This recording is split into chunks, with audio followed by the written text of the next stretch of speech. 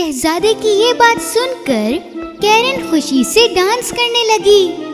लेकिन कुछ देर बाद कैरन अपने आप को रोक नहीं पा रही थी। कैरन के लाल जूते उससे भी ज्यादा जिद्दी थे। वो जूते उसे पहाड़ों के ऊपर भी ले गए और उससे दिन रात बस नचाते रहे। ओह, बहुत हुआ, मैं थक गई हूँ। मैं आइंदा से जिद नहीं करूँगी। मैं वादा करती हूँ, प्लीज रुक जाओ। कैरन के पैरों में बहुत ज्यादा दर्द था, इसलिए उसने एक लकड़ी उठाई और उसके सहारे अपने घर गई। वो बूढ़ी औरत के पास गई और उससे गले लगा लिया। मैं जानती हूँ कि मैं जिद्दी थी, लेकिन मैं आइंदा से अब जिद नहीं करूँगी।